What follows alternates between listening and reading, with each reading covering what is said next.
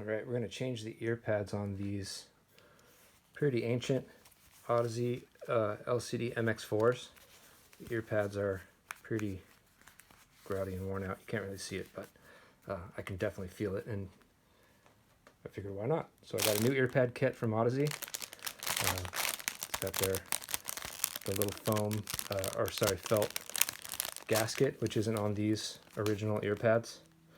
So there's a safety factor as well. So we'll go through the process. It's pretty easy. You don't even need any tools, really. First, you just take out the plastic screws at the top. You just need your fingers for that. A screwdriver can break them, so be gentle with those, especially when you put them back in. Then you just pull the ear cups off, set the headband aside, and then we'll open this kit so you can see what's in it. Sorry about that noise.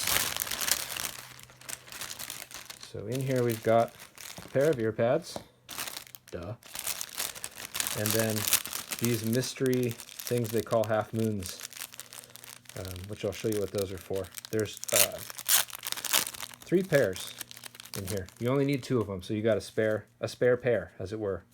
But you need 1 pair for each ear cup.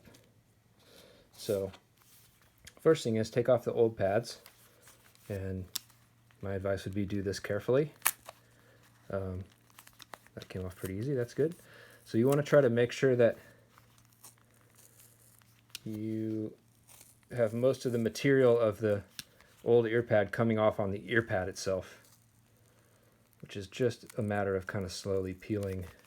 And if you run into any tough spots, you just kind of manipulate your way around it and pull it off. So there's the old ear pad. It's still good, it's just not great. I think these new ones are better. And then there's just a minimal amount of stuff on here, so it's real easy to put the new pad on just right on top of it. So the half moon things are designed to go right here, and I'm told that they kind of help ameliorate reflections, bounce back, and so they'll help things sound better. So what you do is you just take your fingernails or use a X-Acto knife or whatever. Just be safe, be careful, don't hurt yourself.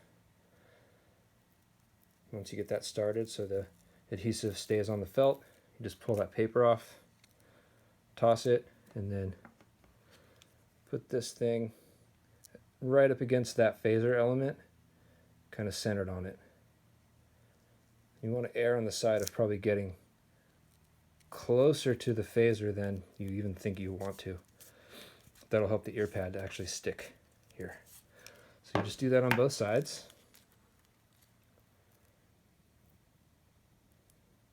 Sometimes it takes a little effort to get this started because the adhesive is not that thick. There we go.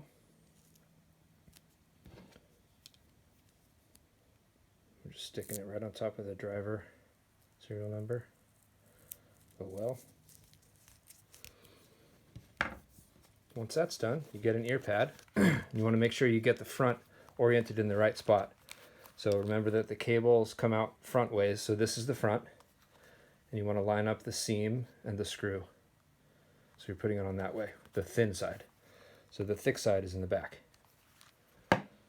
Seems fairly obvious, but you know, if you put it on backwards, it's kind of a mess. So peel that off. Double check, make sure you got front to front, front to front. Then you just line that up. I'm holding it loosely in place. And sometimes there's a little discrepancy between the phasers being parallel or perpendicular to the vertical lines here. So you want that to be perpendicular as much as possible. So that's a pretty good spot. So I've pressed it loosely in place, and I'm just working my way around to make sure it's kind of centered pretty well. And then once I'm happy with it, I just go around and press it firmly down. Once I've gone all the way around, it's pretty well in place. That's good. Then we do the other side. Okay, so I took the other side off, and this one came off even cleaner. Like there's barely anything on that stator plate, which is cool. Not necessary, but cool. So I'll just toss the adhesive. Now I have a pair of, you know, old but not terrible ear pads for spares, just in case something happens. And then, so we'll just do this on the other side, put the new one on, same way, and then we'll put it back together. About the stuff that might be stuck on here, it's no big deal if there's some stuff on there. If you've got a bit of foam or felt or whatever, it's really not that important that it be completely cleaned off. So, you know, in my experience at least, you don't have to be super careful about it. As long as the adhesive will stick to it, it should be fine. Okay, so the new ear pad is on there, looking pretty good. One thing I noticed was that this yoke rod's a little bit loose. Happens sometimes, not a big deal. So I just get my screwdriver, tighten it down. If it comes loose often, you can pull the screw out, put a little drop of super glue or some Loctite, green Loctite on there, and then screw it back in, let it set, and then it shouldn't loosen again. But I haven't found, especially with this magnesium design, I haven't found that they loosen all that often, at least in normal use. This one's nice and tight. Okay, so that was my exception to the no tools required. No big deal. Okay, so the final steps really are just to put this back together.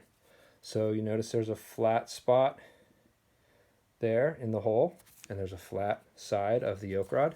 So you just match those up. You can't put them in backwards, it won't work. So you're all good there. So you just slide it in. Do the same thing on the other side. And then you pop these little plastic screws back on. Just use your fingers, don't use a screwdriver. Finger tight, as Audeze likes to say. Finger tight. I don't know if they still have that video up, but that's how I learned how to do this, was from that video. Finger tight. Makes me laugh every time. All right. There we go. New ear pads on the MX4s. Fantastico. Enjoy!